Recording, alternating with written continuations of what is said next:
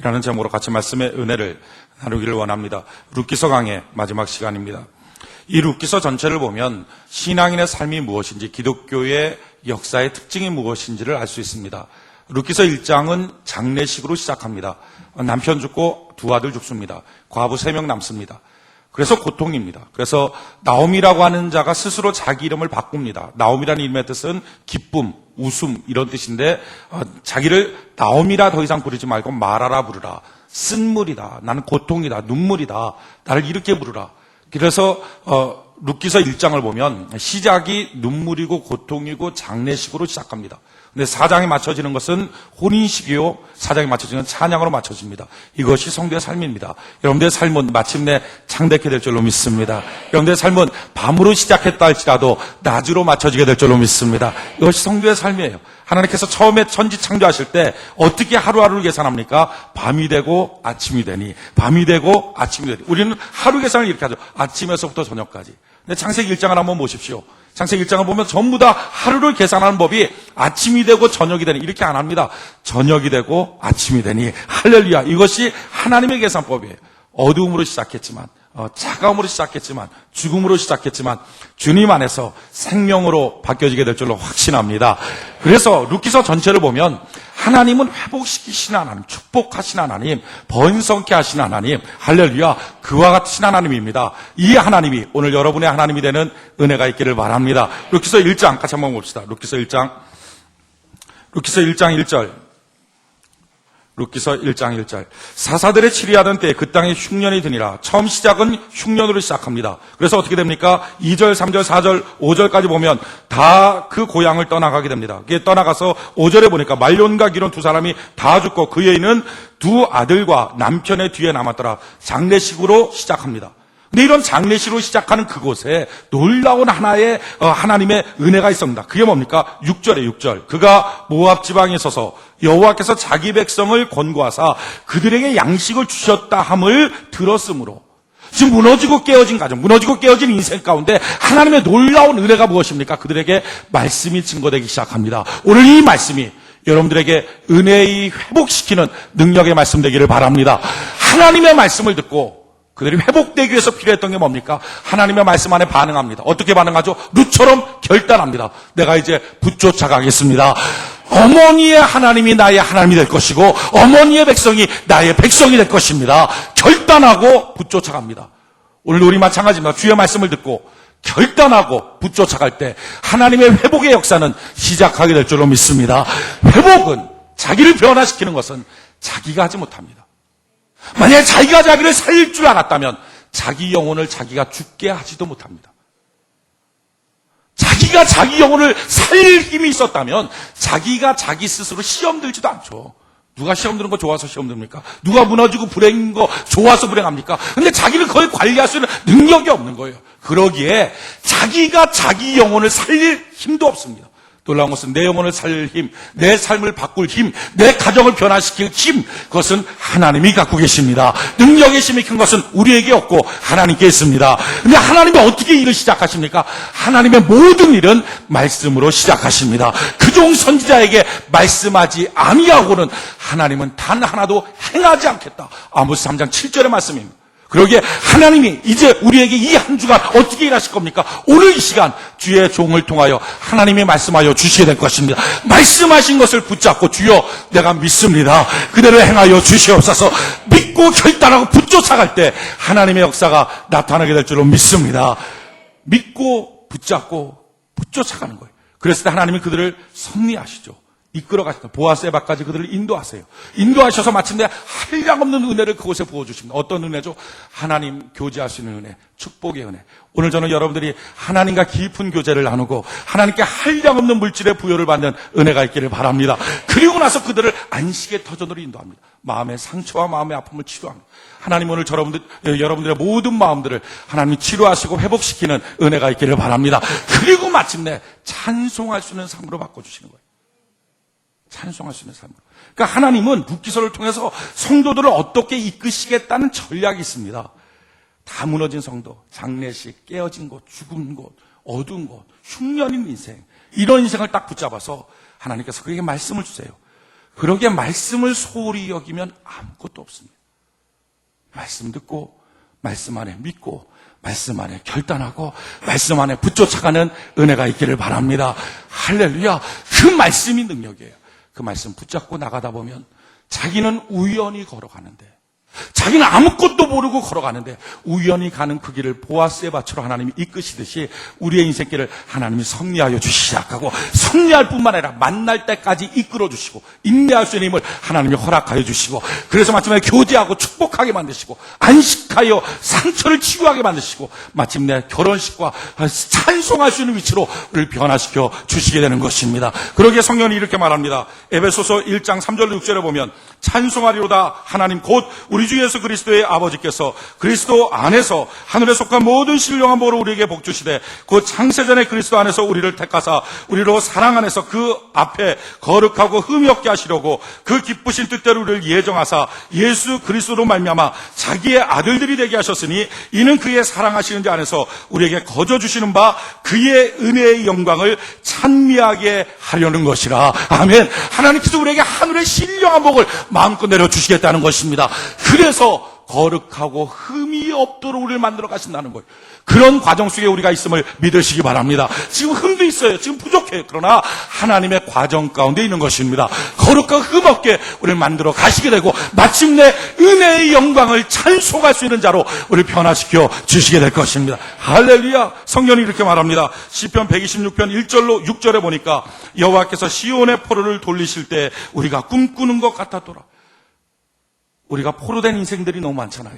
돈의 포로, 사람의 포로, 감정의 포로, 마귀의 악한 영들의 포로들, 수많은 포로로 있을 때 이 포로된 상태로 그냥 놔두는 게 아니라 하나님께서 이 결박을 풀어서 해방시켜 주신다는 것입니다. 그럴 때 이렇게 말하는 거예요. 여호와께서 시온의 포로를 돌리실 때 우리가 꿈꾸는 것 같았도다.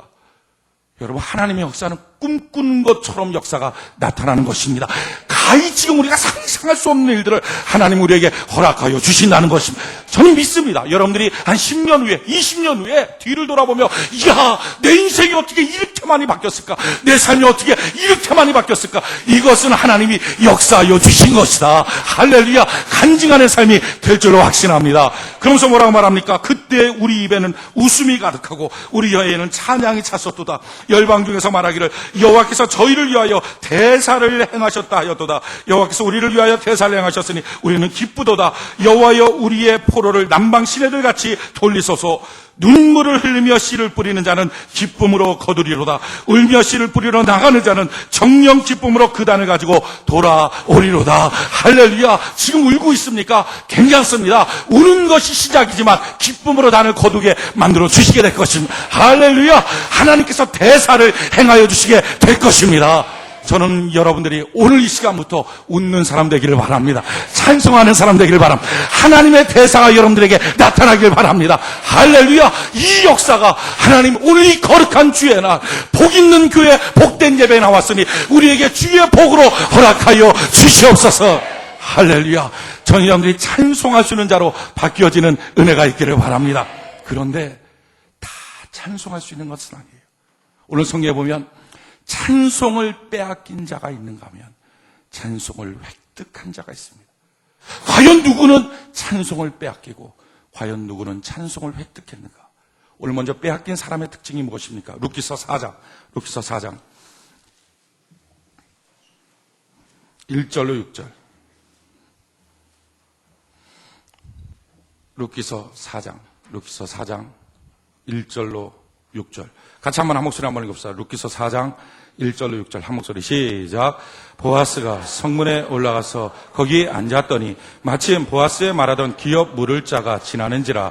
보아스가 그에게 이르되 아무여 이리로 와서 앉으라. 그가 와서 앉음에 보아스가 성읍장로 시빈을 청하여 가로되 당신들은 여기 앉으라. 그들이 앉음에 보아스가 그 기업 물을 자에게 이르되 모압 지방에서 돌아온 나오미가 우리 형제 엘리멜렉의 소유지를 관할하므로 내가 여기에 앉은 자들과 내 백성의 장로들 앞에서 그것을 사라고 내게 고하여 알게 하려 하였노라. 내가 물으려면 물으려니와 내가 물으지 아니하려거든 내게 고하여 알게 하라. 내 다음은 나요 그 외에는 물을 자가 없느니라. 그가 가로되 내가 물으리라. 보아스가 가로되 내가 나오미의 손에서 그 밭을 사는 날에 곧 죽은 자의 아내 모압 여인 루색에서 사서 그 죽은 자의 기업을 그 이름으로 잊게 하여야 할지니라. 그 기업 물을 자가 가로되 나는 내 기업에 손해가 있을까 하여 나를 위하여 물으지 못하노니 나의 물을 권리를 내가 취하라. 나는 물으지 못하겠노라. 아멘.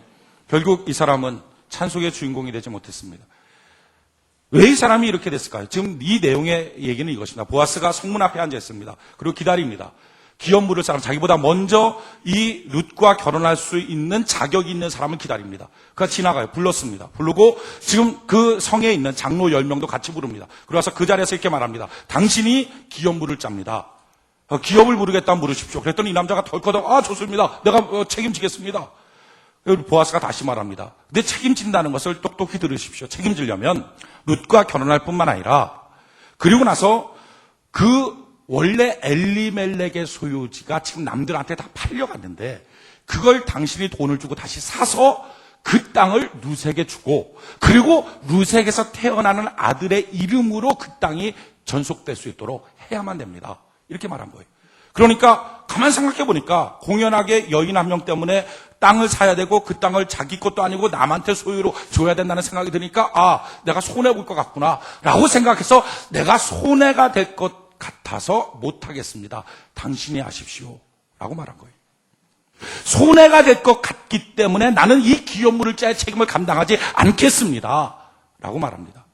그럼 마침내 그 책임이 보아스에게로 넘어갑니다. 마찬가지로 찬송도 보아스에게로 넘어갑니다. 지금 이 사람은요, 삶의 기준이 뭡니까? 손해였어요, 손해. 자기 인생을 결정하는 기준이 이해득실이었습니다. 무엇이 나한테 지금 좋고, 무엇이 나한테 지금 유익하고, 무엇이 지금 나한테 손해가 될까? 이해득실로 인생의 모든 것을 결정합니다. 자기 눈앞에 있는 약간의 손해보지 않겠다고 포기했습니다. 그런데 그가 결국은 어마어마한 것을 손해봅니다. 첫 번째는요, 룻처럼 현숙한 아내를 얻을 수 있는 기회를 빼앗깁니다. 여러분, 돈 몇 푼과 현숙한 아내를 얻는 것하고 비교가 됩니까? 돈 몇 푼과 기가 막힌 사원 하나, 충성스러운 사원 하나 얻는 것하고 비교가 됩니까? 비교가 안 되죠. 돈 몇 푼 때문에 사람을 잃어버릴 때가 많습니다. 지금 이 사람은 자기의 평생의 반려자를 잃어버렸습니다. 뿐만 아니라 지금 이 기업물을 짜는요, 그 룻과 결혼을 통해서 메시아를 낳고 다윗 왕을 낳게 되는 이 기가 막힌 가문의 영광의 기회를 잃어버렸습니다. 가장 안타까운 것은 그렇게 결혼함을 통해서 하나님이 그를 통하여 이루시길 원하는 이스라엘의 위대한 꿈에서 그는 제외당하고 말았습니다.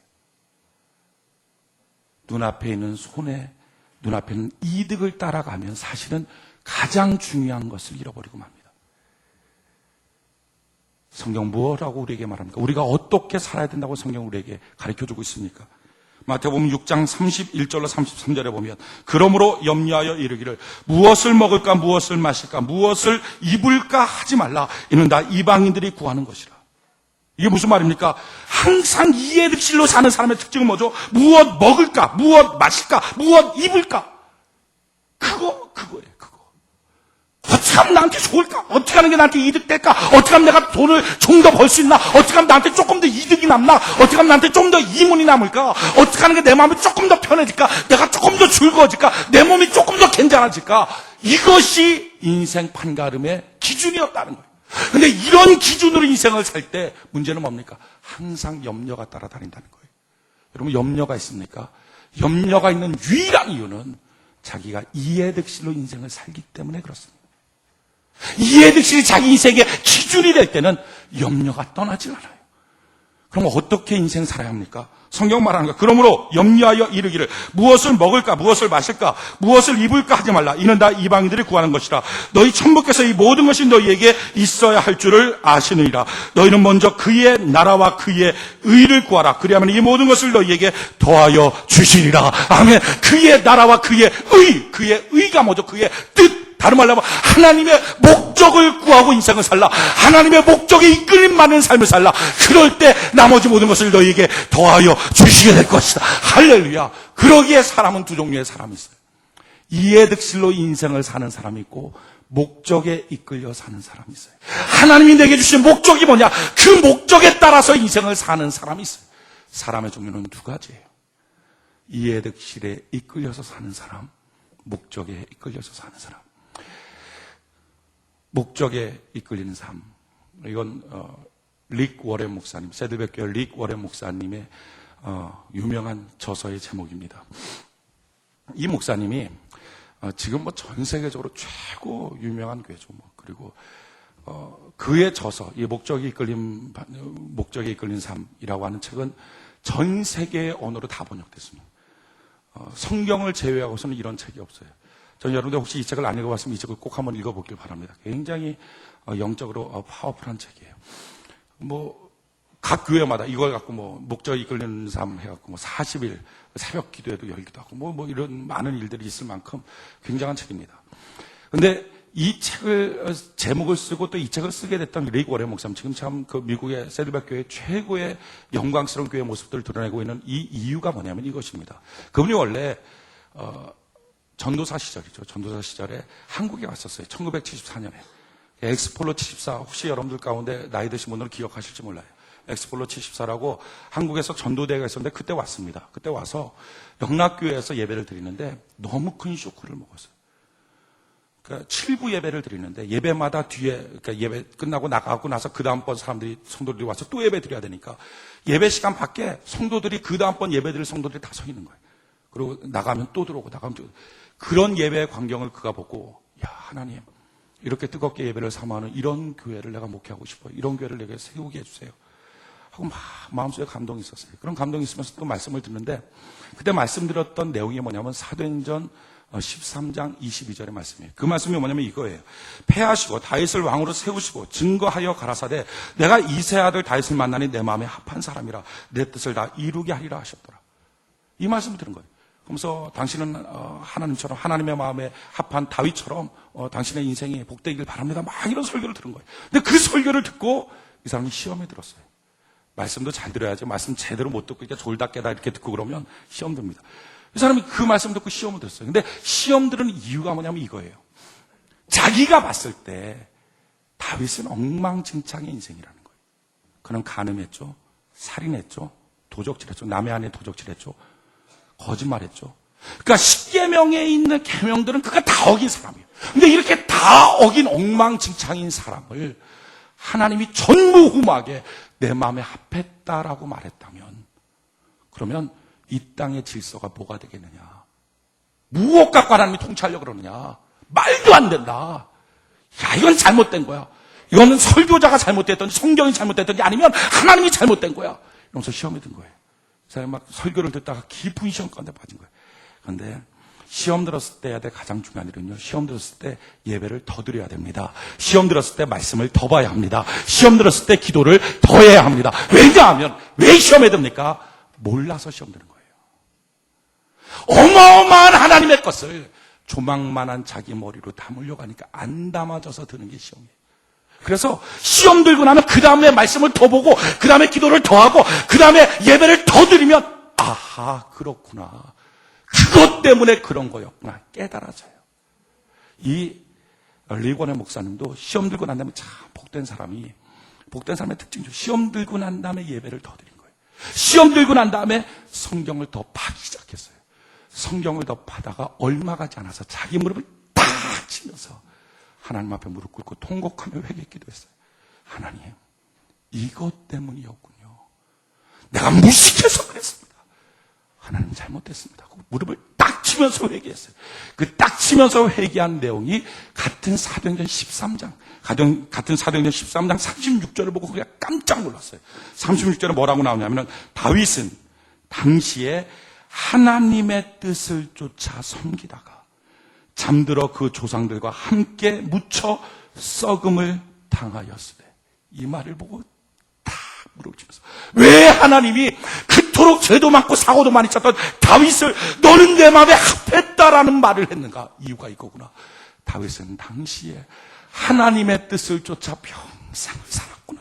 실수 많은 인생이지만 실패하지 않는 인생이구나. 화살을 쐈을 때 정확하게 관역에 가서 맞추는 것처럼 인생에 하나님이 그를 만드시고 목적 그대로, 하나님의 목적 그대로 인생을 살기 위해서 살았구나. 그러다가 마침내 하나님 앞에 서게 됐구나. 그래서 하나님이 그를 봤을 때, 야, 넌 참 내 마음에 합했다 라고 말했구나. 그러면서 그는 결심했어요. 주님, 내 평생 목적에 이끄는 삶 살게 하옵소서. 내 평생 교회를 세울 때 목적에 이끌림 받는 교회가 되게 하여 주옵소서. 그렇게 하고 그가 교회를 세우고 책을 썼는데 그게 목적에 이끌린 삶이에요. 목적에 이끌린 교회. 그게 새신자 교제예요. 근데 참 놀라운 것은요, 하나님의 뜻, 이 언어와 포포주제, 이게 목적이죠. 그러니까 목적에 이끌림 받겠다고 다윗이 할 때 다윗의 삶을 전후방을 다 축복하셨던 하나님이 리고레 목사님도 내가 목적에 이끌림 받아서 살기를 원합니다 하는 고백 갖고 책을 쓰고 그렇게 교회를 세웠더니 그 책과 그 교회와 그 목사님한테 축복해 주시는데 전 세계로 뻗어나가게 만들었어요. 지금 마찬가지예요. 목적에 이끌림 받아 살겠다고 다짐할 때 하나님은 무한정 그에게 축복하여 주시겠다는 것입니다. 우리 교회도 목적에 이끌림 받는 삶, 그 책 읽고 예수 안 믿다가 예수 믿겠다고 결심하고 나온 사람들이 있어요. 그만큼 영역 있게 하나님이 쓰십니다. 그 책 자체도 물론 좋지만 훨씬 더 중요한 그 위에 성령의 기름 부음이 있는 거예요. 저는 여러분들의 인생이 목적에 이끌림 받는 삶이 되기를 바랍니다. 사람은 두 종류라니까. 이해 득실로 사는 사람, 자기 인생을 뭐가 편할까, 뭐가 좋을까, 뭐가 돈을 좀 더 버나, 뭐가 더 내게 이득이 될까, 이것으로 인생을 사는 사람이 있는가 하면 자기 인생을 하나님 나를 지은 목적대로 살게 하여 주시옵소서. 하나님의 뜻을 이루며 살게 하옵소서. 그 나라와 그 의를 구하며 살게 하여 주시옵소서. 두 종류의 인생이 있어요. 여러분, 하나님의 뜻으로 목적으로 인생을 살겠다고 할 때 무한한 축복과 은혜를 하나님 우리에게 허락하여 주시게 될 것입니다. 그렇다면 어떻게 하나님의 목적대로 살까? 이 설교 말씀드리면 아마도 제가 볼 때 여기 있는 사람의 3분의 2 정도는 이제부터 기도 시작할 거예요. 하나님, 나를 향한 하나님의 뜻이 뭡니까? 주여, 나를 향한 하나님의 목적이 뭡니까? 나를 향한 하나님의 비전과 나를 향한 주의 사명을 내게 부어주세요. 실컷 기도하죠. 그럼 막 울면서 또 찾아옵니다. 목사님, 기도했는데 응답이 없어요. 당연히 없습니다. 그거 하다가 응답 받으면 이단됩니다. 그거 귀신이 주는 응답이에요. 왜 그렇습니까? 이미 응답 받은 거예요. 아니, 응답을 받았는데 어떻게 응답을 또 주면 맨날 하나님, 나를 향한 인생의 비전을 주세요. 꿈을 주세요. 그거 절대 응답 없어요. 지금 여러분들의 인생이 하나님이 이끌어왔다는 걸 믿으십니까? 지금 여러분들의 인생에 하나님의 섭리 가운데 있다는 사실을 믿으십니까? 그렇다면 지금 있는 여러분들의 호칭이, 어떤 사람은 아버지, 어떤 사람은 남편, 어떤 사람은 교회 안에서 목사, 장로, 집사, 어떤 사람은 회장, 총무, 어떤 사람은 부장, 어떤 사람은 셀장, 어떤 사람은 교구장, 어떤 사람은 회사에서 회사원, 어떤 사람은 사장, 과장, 부장, 뭐 교사, 간호사, 의사, 뭐 여러 가지가 있겠죠. 지금 하나님이 그것을 그냥 준 겁니까? 하나님이 거기까지 인도하여 오신 것입니다. 믿습니까? 그게 바로 하나님의 의예요. 그게 바로 하나님의 목적이고 뜻이에요. 다른 말로 하면 아버지입니까? 아버지답게 있으라는 거예요. 어머니입니까? 어머니답게 있으라는 거예요. 성도입니까? 성도답게 있으라는 거예요. 사장입니까? 사장답게. 목사입니까? 목사답게, 장로입니까? 장로답게, 권사입니까? 권사답게, 집사입니까? 집사답게 있으라는 거, 답게. 교사입니까? 교사답게. 그게 하나님 지금 목적이에요. 내게 주신 그 일, 내게 주신 그 책임, 내게 주신 그 책임을 붙잡고 하나님 이해 득실이 아니라 내게 주신 이 자리의 책임을 붙잡고 내가 하나님 앞에 서 있습니다. 주여 나를 도와 주시옵소서. 그 사람이 목적에 이끌림 받는 삶이요, 그 사람이 찬송하는 사람이 된다는 것입니다. 찬송하는 사람이. 그러기에 여러분, 오늘 저는 여러분들이 이렇게 통곡하며 좀 땅을 쳐가며 기도했으면 좋겠어요. 하나님, 내가 아버지입니다. 하나님, 내가 아버지입니다 하면서 막 땅을 치면서 한번 기도했으면 좋겠어요. 하나님, 내가 어머니입니다 하면서 한번 울어봤으면 좋겠어요. 하나님, 내가 목사입니다. 하나님, 내가 장로입니다. 하나님 내가 교장입니다. 하나님 내가 회장입니다. 총무입니다. 그게 하나님의 의예요. 그게 하나님의 지금 목적이에요. 당신을 세운 그 목적. 여러분, 왜 룻기서에 이런 흉년과 고통이 몰려옵니까? 이유는 목적을 이루지 못했기 때문에 생긴 것입니다. 룻기서 1장 다시 한번 봅시다. 룻기서 1장. 룻기서 1장 1절. 룻기서 1장 1절. 룻기서 1장 1절. 같이 한번 한 목소리 한번 읽어봅시다. 시작. 사사들의 치리하던 때에 그 딸 흉년이 드니라. 유다 베들레헴에 한 사람이 그 아내와 두 아들을 데리고 모압 지방에 가서 우거하였는데, 아멘. 지금 왜 흉년 들었죠? 사사들이 치리해서 그래요. 사사들이 치리했던 때의 모습이 어떻습니까? 한 장만 앞으로 넘겨보십시오. 사사기 21장이 나와요. 사사기 21장 25절. 한 장 앞으로 넘기면 사사기 21장 25절. 같이 한번 한 목소리 한번 읽어봅시다. 시작. 그때 이스라엘이 왕이 없으므로 사람이 각각 그 소견에 오른 대로 행하였더라. 사사시대의 특징은요, 기준이 없어요. 다 자기 마음대로예요.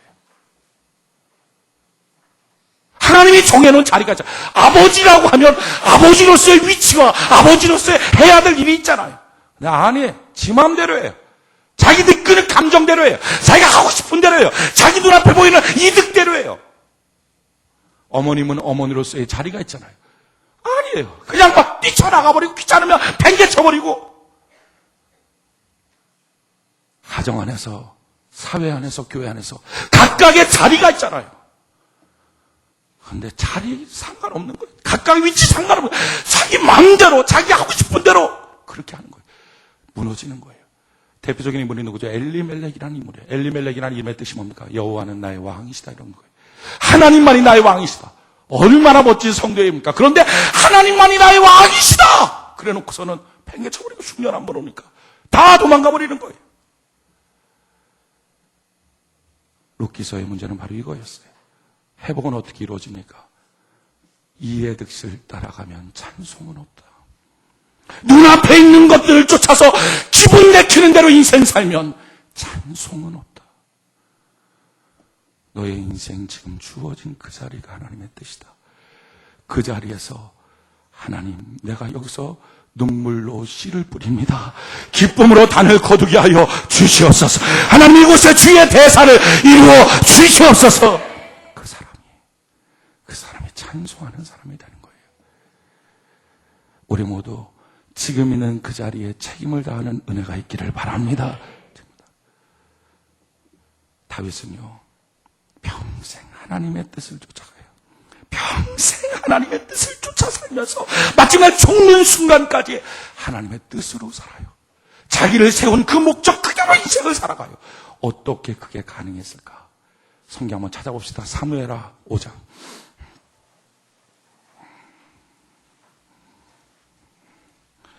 사무엘하 5장. 사무엘하 5장 10절.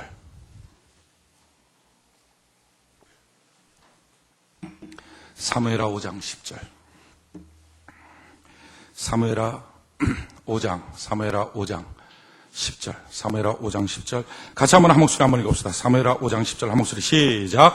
만군의 하나님 여호와께서 함께 계시니 다윗이 점점 강성하여 가니라. 아멘. 그래요. 하나님이 함께 하시니까 그렇게 된 거예요. 저는 아버지의 일을 할 때 하나님이 함께 하신다면 뭐가 부족하겠어요? 점점 강성하여질 줄로 믿습니다. 어머니의 일을 할 때 하나님이 함께 하신다. 만군의 여호와 함께. 사장의 일을 할 때 만군의 여호와가 함께하여 주신다면, 장로의 일을 할 때 만군의 여호와께서 함께하여 주신다면, 회장의 일을 할 때 만군의 여호와께서 함께하여 주신다면, 셀장의 일을 할 때 만군의 여호와께서 함께하여 주신다면 어려운 게 뭐겠어요? 다윗은요, 어떻게 평생 하나님의 뜻을 쫓았는가? 이유는 만군의 여호와가 그와 함께하여 주셨다는 것입니다. 저는 우리 교회는 모든 성도들에게 만군의 여호와께서 함께하시는 은혜가 있기를 바랍니다. 하나님이 함께하시면 부족함이 없잖아요. 그런데 왜 다윗은 하나님이 함께하고 남은 왜 그렇지 않을까? 왜 다윗은 만군의 여호와가 그에게 항상 함께하셨는가? 그 이유는 12절이에요. 12절. 사무엘하 5장 12절. 사무엘하 5장 12절. 같이 한번 한 목소리 한번 읽읍시다. 사무엘하 5장 12절. 같이 한 목소리 시작. 다윗이 여호와께서 자기를 세우사 이스라엘 왕을 삼으신 것과 그 백성 이스라엘 위하여 그 나라를 높이신 것을 아니라. 아멘. 다윗은요, 평생에 한 가지는 붙들고 있었어요. 그게 뭐냐면은 하나님이 자기를 세웠다는 것과 하나님이 나를 통하여 이 나라를 진흥시켜 주실 것이라는 거, 그걸 알고 있었던 거예요. 오늘날 수많은 사람들이 이렇게 생각합니다. 나는 아버지로서의 자격이 없어요. 지금까지 생했던 이런 일들을 통해서 나는 아버지로서의 자격이 없어요. 난 아마 엄마로서의 자격이 없나 봐요. 난 장로로서의 자격이 없어요. 난 목사로서의 자격이 없어요. 나는 회장으로서의 자격이 없어요. 나는 사원으로, 난 사장으로, 나는 이 일에 자격이 없어요. 그래서 하나님이 떠나는 거예요. 왜 다윗에게 하나님이 함께 하십니까? 다윗은요, 별별 수많은 일들이 다 있을 때도 하나님이 나를 세워주셨고, 하나님은 나를 여전히 사랑하고 계시고, 하나님이 나를 인정하고 계시고, 나를 통하여 이 나라를 회복시킬 걸 믿습니다. 나를 통하여 이 회사를, 나를 통하여 이 가정을, 나를 통하여 이 자녀들을 일으켜 세워줄 걸 믿습니다. 할렐루야. 하나님이 나를 그 직분 직책에, 그 위치에, 그 호칭에 나를 세워주셨다. 이걸 믿었다는 거예요. 한 걸음도 뒤로 물러가지 않았어요. 그리고 하나님께 기도하는 거예요. 하나님, 나를 세워주신 분이 하나님입니다. 지금 하나님 나를 사랑하고 계심을 압니다. 지금도 하나님 나를 지켜주고 계심을 내가 믿습니다. 주여 나를 붙들어 주시옵소서. 내가 주님의 의를 구합니다. 하나님 원하옵건대 여기에 주의 나라, 은총의 나라, 축복의 나라, 형통의 나라가 임하게 하여 주시옵소서. 그렇게 기도하는 거예요. 그럴 때 하나님의 그 위에 만군의 여호와가 계속 그와 함께 하였다는 거예요. 저는 여러분들이 지금 있는 그 자리에 하나님이 주시고 지금도 여전히 사랑하고 있다는 사실을 믿으시는 은혜가 있기를 바랍니다. 여기서 한 걸음 더 나가야 돼요. 나를 그처럼 사랑하시고 나를 세워주셨다면 남도 그럴 것 아닙니까? 아내가 하나님이 그래 내 가정에 나를 하나님의 어머니로 세워주셨어. 그러니 어떤 일이 있어도 어머니로서의 일을 해야지. 그러나 하나님 난 능력이 없어요. 능력이 없으니 내가 어머니로서의 일을 할 때 하나님의 나라의 통치가 내게 임하게 하여 주시옵소서 하고 기도할 뿐만 아니라 자기가 봤을 때 형편없는 아버지를 보면서도 남편을 보면서도 하나님이 저 사람도 세워주셨어. 하나님 그도 세워주셨사오니 그에게도 하나님의 통치와 은혜가 임하게 하여 주시옵소서. 믿어주는 거예요. 믿어주면 믿어주는 대로 역사가 나타나기 시작하는 것입니다. 교사입니까? 학생을 믿어줘야죠. 학생입니까? 교사를 믿어줘야죠. 아버지입니까? 자녀를 믿어줘야죠. 자녀입니까? 부모를 믿어줘야죠. 남편입니까? 아내를 믿어줘야죠. 아내입니까? 남편을 믿어줘야죠. 여러분, 다윗은요, 자기를 하나님이 세웠다는 사실을 믿을 뿐만 아니라 자기 주변에 있는 사람도 다 하나님이 세웠다는 사실을 믿었어요. 그래서 귀신 들린 사울을 바라보면서도 누가 봐도 그 사람 귀신 들린 악신이 들린 거예요. 악녀에 가득히 임한 거예요. 그럼 귀신 들린 사울왕을 보면서도 뭐라고 말합니까? 하나님의 기름 부으신 왕이여 이렇게 말해요. 칼을 뽑아서 그를 죽이지 못합니다. 왜? 하나님이 세웠다는 거예요. 하나님이 세웠다는 거예요. 그럼 평생 살면서 하나님이 내 주변도 세웠고 나도 세웠다 이걸 믿었어요. 그래서 다윗의 격언이 있어요. 격언. 시편 16편 같이 한번 찾아봅시다. 시편 16편.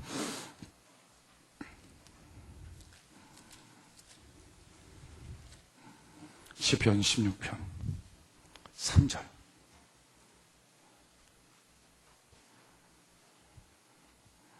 시편 16편 3절. 시편 16편 3절.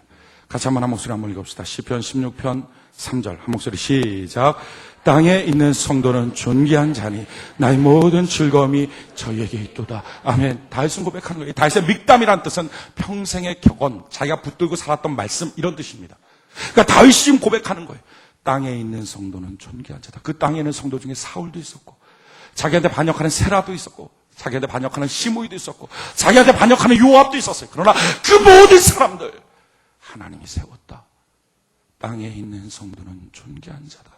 나의 모든 즐거움이 그들에게 있도다. 여러분, 이와 같이 하니까 만군의 여호와가 그와 함께하는 거예요. 만군의 여호와가 그와 함께하니까 그는 능히 감당할 수 있는 능력이 하나님께로부터 공급받아서 감당이 되는 거예요. 오늘날 최고의 문제는 뭡니까? 먼저는 자기 자신을 부정해요. 또한 남도 부정해요. 다 자격 없다는 거예요. 그래서 다 책임지기 싫어해요. 다 그 자리를 떠나버려요. 남편은 남편대로, 아내는 아내대로. 남편이 화내니까 아내는 집 나가고, 집 나간 아내 자리가 너무 크다고 남편은 술 먹고 안 들어와 버리고, 자식들은 자식들대로 가출하고 방탕하고, 다 깨어진 터전, 깨어진 가정, 깨어진 교회, 깨어진 사회가 돼버리고 말았어요. 그러니 아무리 찬송하고 싶어도 찬송이 안 되고 역전이 안 되는 거예요. 하나님의 역전성은 어떻게 일어날 수 있습니까? 방법은 한 가지예요. 하나님이 나를 세워주셨고, 할렐루야, 지금 있는 그 자리가 하나님의 뜻이에요. 거기서 다른 것이 뜻이 아니에요. 지금 있는 그 자리가 하나님의 것으로 가득 채워주고, 그 뜻을 내가 채워서 주여 내 잔이 넘치나이다 할 때 넘치니까 잔을 바꿔주지, 부족한데 어떻게 바꿔주겠어요? 주님 앞에 내 잔이 넘치나이다 할 때까지 그게 하나님의 뜻이에요. 그래서 그 뜻 가운데 주님 내가 감당할 힘이 없어요. 그러니 주님 이 위에 주의 나라가 임하게 하여 주시옵소서. 주의 통치가 임하게 하여 주시옵소서. 주의 은혜의 강수가 임하게 하여 주시옵소서. 기도하고 뿐만 아니라 내 주변에 있는 사람도 하나님이 세웠습니다. 그래서 그를 위하여 믿고 기도하기 시작할 때 하나님 믿고 자기도 하나님 안에서 자기를 믿고 하나님 안에서 남도 믿고 해야 믿음이지. 하나님을 믿는다고 말하면서 자기도 안 믿고 남도 안 믿으면 그 믿음이 무엇입니까? 목적이 이끄는 삶. 그것은 지금 있는 그 자리가 하나님의 뜻임을 알고 그 위에 하나님의 나라가 임하기를 기대하며 기도하며 주님 앞에서 한 걸음 책임 다하게 하여 눈물을 흘리며 씨를 뿌릴 때 거둬지는 기쁨의 단. 이것이 목적이 이끄는 삶의 모습인 것입니다.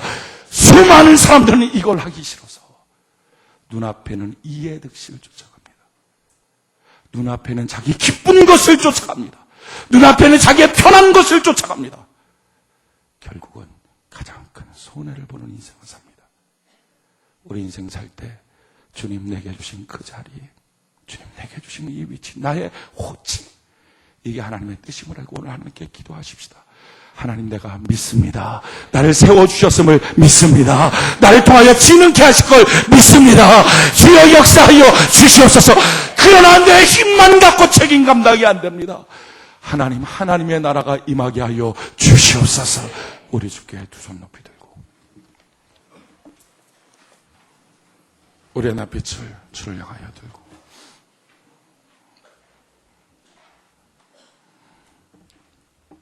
오늘 시간에 하나님께 좀 간절히 부르짖으며 눈물로 통곡으로 기도하기를 원합니다.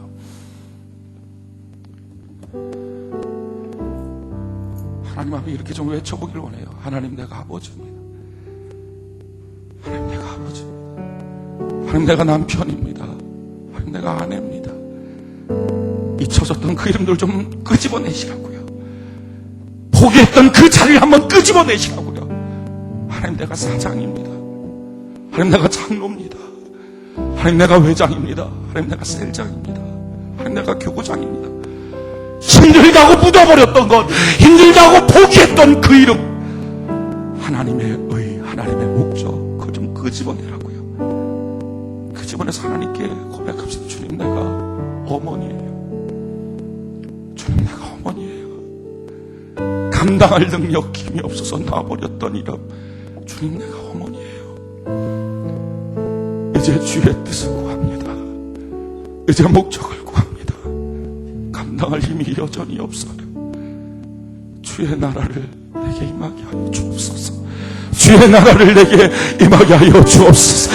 주의 나라가 우리 가정과 우리의 도전에 임하게 하여 주시옵소서.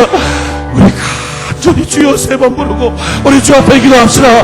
주여, 주여, 주여, 살아계신 아버지 하나님, 아버지,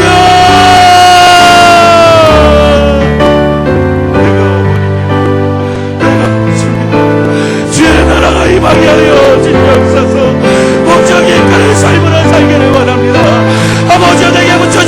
책임을 감당하는 삶을 살기를 원합니다. 아버지여,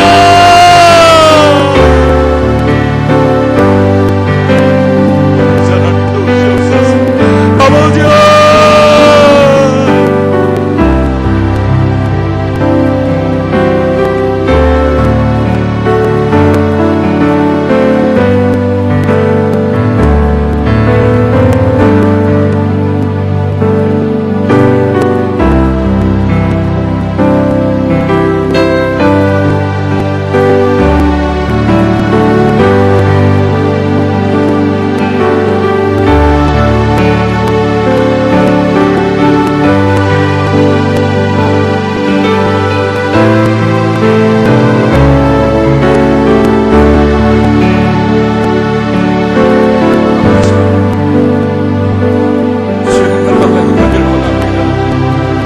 주의 통치와 주의 은혜와 주의 궁결과 주의 축복과 주의 승리가 임하기를 원합니다. 아버지 하나님, 하늘의 문을 열으시고 오늘 주의 백성들의 간구마다 응답하여 주시고, 아버지 하나님, 주의 일을 구할 때에, 목적이 이끄는 삶을 살아갈 때에, 아버지 책임을 감당하는 인생을 살아갈 때에, 아버지 걸음마다 주여 역사